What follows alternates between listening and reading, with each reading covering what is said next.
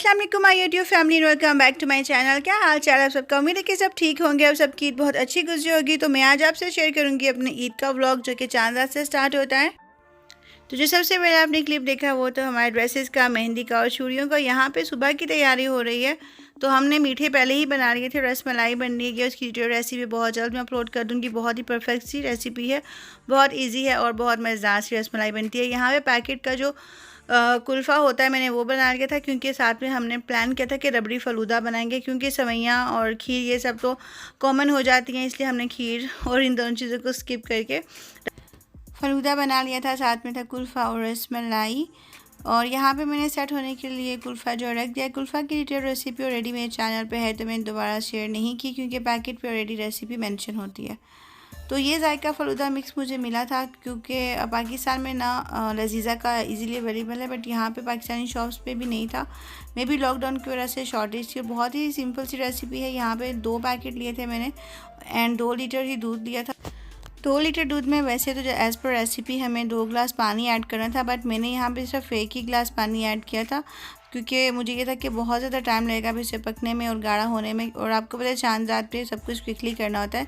दोनों पैकेट यहाँ पे मिक्स करनी है। इसके अलावा आपको इसमें कुछ नहीं करना होता है। बस 15 से 18 मिनट या 20 मिनट आपने इसको कुक करना होता है एंड दैट्स इट। और फिर आपने इसको फ्रिज में रख देना होता है जब रूम टेम्परेचर पर आ जाए, ताकि ठंडा हो जाए।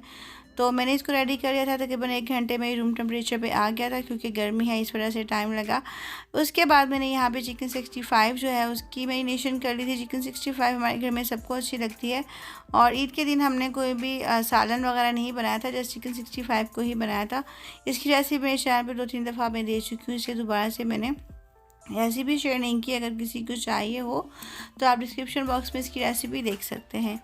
और ये इसका मैरिनेशन हो चुका है। अब हम चलते हैं अपने चांद रात की तैयारी की तरफ। तो हम बाज़ार से गोलगप्पे भी लेके आए थे, क्योंकि चांद रात को हमने ऐसे ही सेलिब्रेट करना था। हम साथ में गाजर का हलवा और ले आए थे गोलगप्पे। मेहंदियाँ लेके आए थे। जो ब्लैक रानी कौन मेहंदी है ये निकली नहीं, बिल्कुल वाटरी थी और हमें लगा कि ये ब्लैक है, बट जब देखा तो ये ब्राउन सी थी।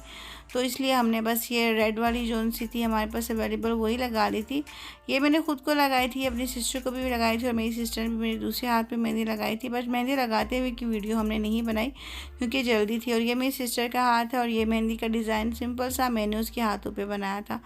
ये हमारे ईद के फर्स्ट डे का व्लॉग है। मेहमान आए थे हमारे घर, मेरे चाचू आए थे, मेरे फूफो के हस्बैंड आए थे। और यहाँ पे मैं रबड़ी फ़लूदा जो सा था, या जो फ़लूदा है उससे सर्व करने लगी थी। सिंपल सा वे होता है। देखिए आप, जब फ़लूदा है मैंने ग्लासेस में ऐड कर लिया था, क्योंकि मुझे इसी में ऐड करना अच्छा लगा। कुल्फ़ा ऐड कर लिया और साथ में थोड़ा सा रूह अफ़ज़ा। और ये हमने इस तरह से जितने भी मेहमान थे उनके लिए 6 लोग थे, तो हमने 6 ग्लासेस में ऐसे ही प्रेजेंटेशन इसकी सिंपल सी करके रख ली थी। सबको बहुत अच्छा लगा था। यहाँ पे है हमारा जो मेन्यू था, बहुत सिंपल सा था। बिरयानी है, चिकन 65 है, साथ में रोटियां हैं, रायता है, रबड़ी है, क्योंकि हमने रसमलाई लेटर ऑन सर्व की थी, और साथ में थी ड्रिंक्स।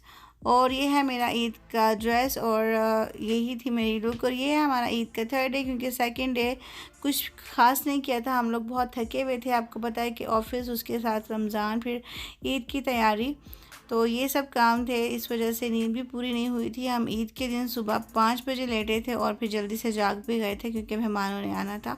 मेहमान तो खैर शाम को ही आए थे। बच्चों को बहुत शौक़ था कि, स्पेशली मेरे बड़े बेटे को, कि उसने राइड्स पे जाना था, और वो कब से ही बोले जा रहा था।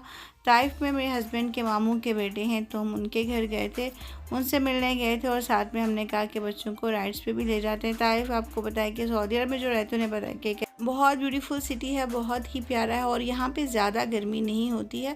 खैर अब तो गर्मी है हर जगह पे, बट यहाँ पे 2-3 दिन पहले ही बारिश हुई थी और काफ़ी अच्छा मौसम था। हमें बिल्कुल भी गर्मी फील नहीं हुई थी। वैसे तो अब सऊदी अरब में इस वक्त काफ़ी ज़्यादा गर्मी हो चुकी है। तो यहाँ पे काफ़ी ज़्यादा रश था। 2 साइड थी इसकी, जहाँ पे बड़ों की राइड्स थी, एक वो था और एक ये थी जहाँ पे बच्चे बड़े मिक्स थे, क्योंकि एक जो राइड थी वो कम्प्लीटली बंद किया हुआ था उन्होंने वो एरिया। और रेसिपीज़ का भी ख्याल रखा जा रहा था, सबको मास्क पहनने को कहा गया था।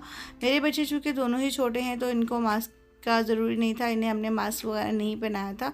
बट एक है, जब जिस राइड पे वो जा रहे थे और वापस आ रहे थे, तो उनके हैंड्स को सैनिटाइज़ किया जा रहा था। हम भी साथ साथ उनको सैनिटाइज़र्स यूज़ करवा रहे थे।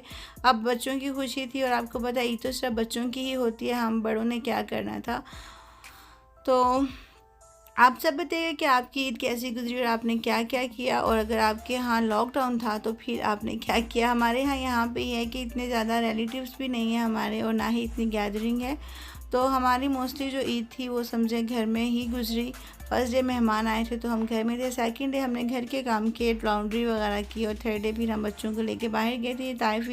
वहाँ पे मेरे हस्बैंड ने अपने कज़न से मुलाकात कर ली, हमने उनके साथ लंच खाया और फिर बच्चों को लेके हम यहाँ पे आ गए थे।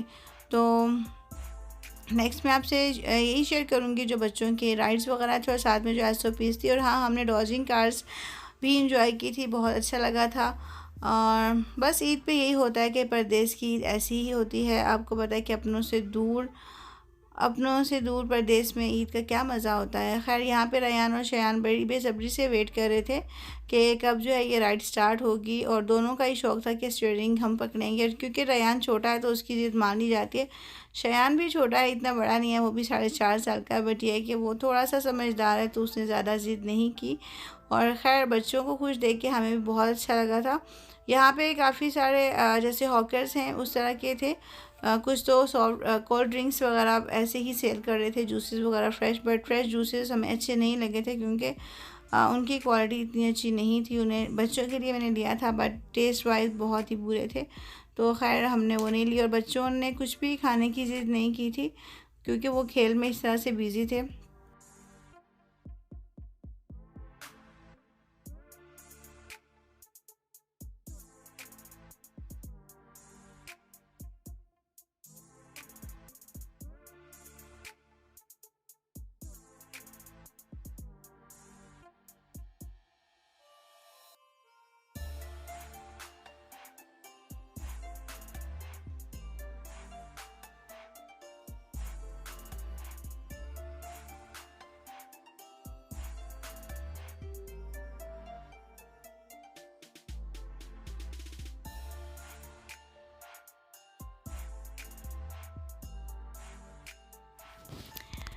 तो ये थी बच्चों की जी लास्ट राइड। और हमने जो थोड़े से डेंजरस टाइप के झूले होते हैं या स्विंग्स होते हैं या राइड्स होती है, वहाँ पे बच्चों को नहीं बिठाया था क्योंकि एक तो छोटे हैं और दूसरा वो मना भी कर रहे थे कि बहुत ज़्यादा छोटे जो बच्चे हैं, लाइक रयान बहुत छोटा है, अभी 3 ईयर्स का भी नहीं हुआ, तो उन्होंने कहा था कि नहीं, आप ये छोटा बच्चा जो सा ये जैसे ट्रेन थी एक, उस पर राइड नहीं कर सकता। डॉजिंग कार्स भी हम इसके साथ बिठा सकते थे, बट ये कि जब वहाँ पे भी आपको पता है एक दूसरे को धक्के लगते हैं, जब बम्प्स होते हैं तो बच्चों को चोट लगने का डर होता है। खैर, बच्चों ने बहुत ज़्यादा इन्जॉय किया और बच्चों को हैप्पी देख के हमने भी काफ़ी ज़्यादा इन्जॉय किया।